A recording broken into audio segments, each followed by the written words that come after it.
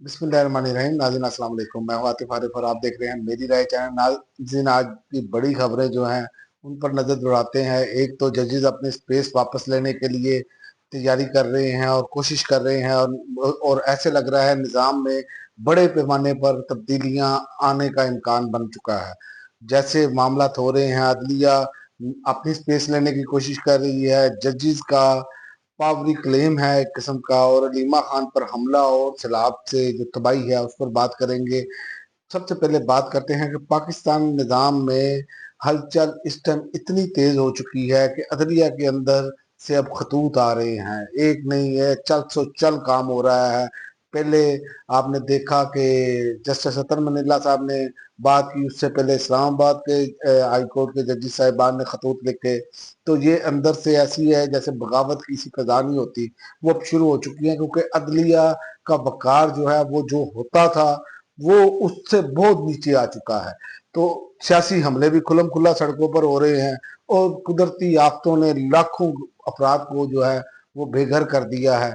तो आज जो खत लिखा गया है, आज का जो खत है वो जस्टिस मंसूर अली शाह ने लिखा है। जस्टिस मंसूर ने चीफ जस्टिस से 26वीं तरमीम पर फुल कोर्ट बनाने समेत 6 सवालात के जवाब मांग लिए। पहला सवाल, प्रैक्टिस एंड प्रोसीजर कमेटी का इजलास क्यों नहीं बुलाया। दूसरा सवाल, सुप्रीम कोर्ट रूल्स की मंजूरी फुल कोर्ट की बजाय सर्कुलेशन के जरिए क्यों की गई।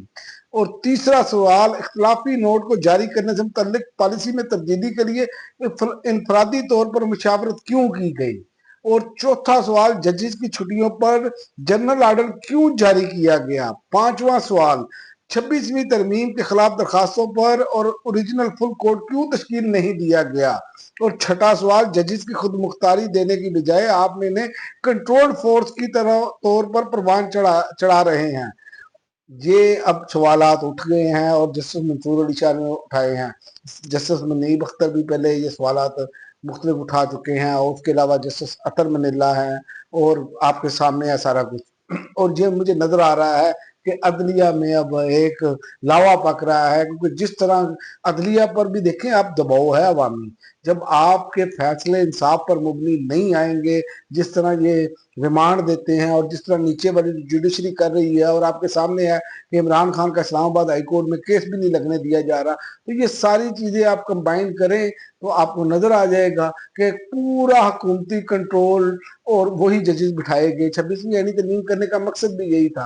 तो मुझे ये लग रहा है कि अगर अदलिया में से स्टैंड हुआ और ये फुल कोर्ट बना, चाहे इनकी अक्सरियत ही है जजेस की, इनके अब इन्होंने डाल दी है, लेकिन ये इनके लिए बहुत मुश्किल हो जाएगा। और दूसरा, खैबर पख्तूनख्वा में भी देखें कि 9 जुडिशल अफसरों को नौकरी से बर्खास्त कर दिया गया।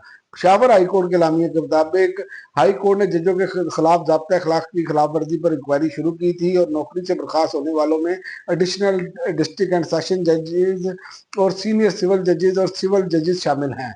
तो ये अब एक उखाड़ पिछाड़ शुरू हो चुकी है। अब आइंदा आने वाले दिनों में आप मजीद बहुत कुछ देखेंगे।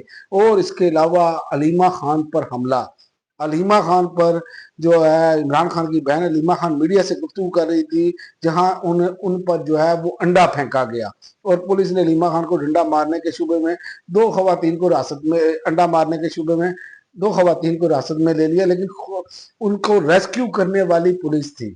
ये बड़ी अजीब सी बात है, इतनी सिक्योरिटी में अलीमा खान पर यह हमला होता है। क्यों, क्या वजह है अलीमा खान पर हमला। इससे पहले उनके 2 बेटे गिरफ्तार किए गए, अब उनको जमानत मिल गई है।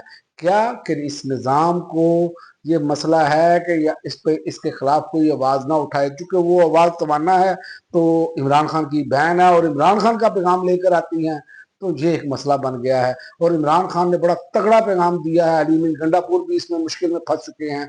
अली अमीन गंडापुर को एक किस्म का वाज़ह तौर पर पैगाम दिया गया है कि ऑपरेशन रोका जाए।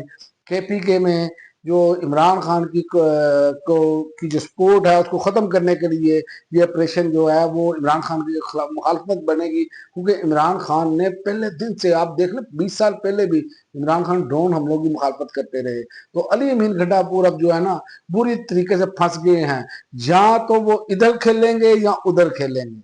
अब इनके पास अब कोई चारा नहीं रह गया, क्योंकि उसकी वजह यह है कि KPK की अवाम की जो है वो मुखालफत है, और वहां की सियासी जमातें भी मुखालफत कर रही हैं इस ऑपरेशन की। तो इसलिए ये फंस चुके हैं। और ये हमला आप देखें कि जो निज़ाम को तब्दील करना चाहते हैं ना, उन्हीं पर हो रहे हैं। इससे पहले इमरान खान पर हमला किया गया, क्यों वो आपने देखा जब वो लॉन्ग मार्च कर रहे थे। उसके बाद आप देख लें कि उनके भांजे को सजा दी गई, दोनों भांजों को गिरफ्तार किया गया, अलीमा खान को गिरफ्तार किया गया, इमरान खान के घर पर हमले किए गए और बहुत कुछ जो प्रोपेगेंडा है वो किया गया। लेकिन वजह क्या है कि इमरान खान मान नहीं रहे, और इमरान खान का फिर वही पैगाम है कि वो पीछे हटने के लिए तैयार नहीं। तो लिहाजा ये मैसेज दिया जा रहा है इस निज़ाम की जानिब से कि आप जो मर्जी कर लें, आप मजामत ना करें। लेकिन वो है कि वो निहत्ते लोग हैं, लेकिन वो मजामत तो कर रहे हैं। ये मैसेज दिया गया है कि बोलोगे तो आपको जुबान बंद की करवाने की कोशिश की जाएगी। लेकिन देखते हैं आइंदा आने वाले दिनों में होता क्या है। मुझे जो नजर आ रहा है वो यही नजर आ रहा है कि ये इस टाइम जो है कि ये इनको चुप कराने की कोशिश की जा रही है। और उनके पीटीआई के वकील ताबिश जो हैं उन्होंने कहा है कि मैंने सिक्योरिटी वालों को बताया कि ये दो दुपट्टे वाले लोग खतरनाक हैं, पूछे कौन है ये। लेकिन पुलिस ने अपनी मौजूदगी में ये सब कुछ करवाया। ले अब नया कट्टा खुल गया ना। तो बात ये है कि यहाँ पर तो पुलिस पर अदम एतमाद हो गया है, बल्कि अदारों पर अदम एतमाद हो रहा है। आम अवाम का भी यही गिला है कि ये बजाय इसके कि अवाम के खादम बनकर चलें। क्योंकि देखें, अगर आप सरकारी मुलाजम हैं तो आप कानून के मुताबिक अवाम की खिदमत करें। यहाँ पर क्या होता है, अवाम को इन्होंने बंदी बनाया हुआ है। तो ये निज़ाम ऐसे तो चल ही नहीं सकता, चाहे ये जो मर्जी कर लें। और आज आप देख लें कि आप किसी छोटे से बच्चे से भी पूछ लेना कि इमरान खान की बहनों पर हमला हुआ है, जो ये खवातीन किसने भेजी थी, तो वो बता देगा इन हमलावरों के पीछे कौन है। वो यही बताएगा इन हमलावरों के पीछे वही है जिन्होंने इमरान खान के ऊपर कातलाना हमला करवाया, या जो इमरान खान के मुखालिफ हैं। तो ये तो अब खुद अपने आप फंसते जा रहे हैं इनके मुखालिफिन। ये अब कौम को तो ये यकीन दिलवा रहे हैं। और दूसरा, आखिर में पंजाब के दरियाओं में सैलाब से नुकसानात, अमवात 49 हो गई, तकरीबन 39 लाख अफराद मुतासर हो चुके हैं। लाहौर मुल्क के बलाई इलाकों में मूसलाधार बारिशों के बाद अब दरियाए रावी, सतलुज, चिनाब में सैलाब के बाईस जहाँ भाग अफराद की तादाद 49 हो गई है, जबकि मजमूई तौर पर 38,92,000 लोग जो हैं वो मुतासर हो चुके हैं। तो ये हमारी हालत है। एक तरफ सैलाब में ये अवाम जो है आफत में गिरी पड़ी है, और दूसरी जानिब जो हुक्मरान हैं हमारे, या इस निज़ाम के बेनिफिशरी हैं जितने भी लोग, वो इस पर ठट्ठे मचा रहे हैं। तो आप सैलाब जदगान के की वीडियोस देख लें, उनके बुरे हाल हैं।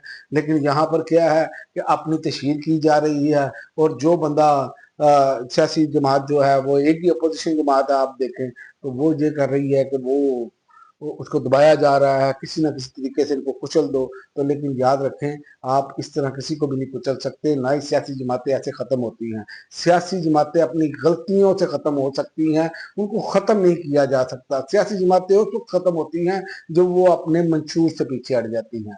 तो उनका लीडर तो अपने मंशूर पे, अपने नज़रिए पे डट के खड़ा है, और अवाम भी उसके नज़रिए पर डट कर खड़ी है।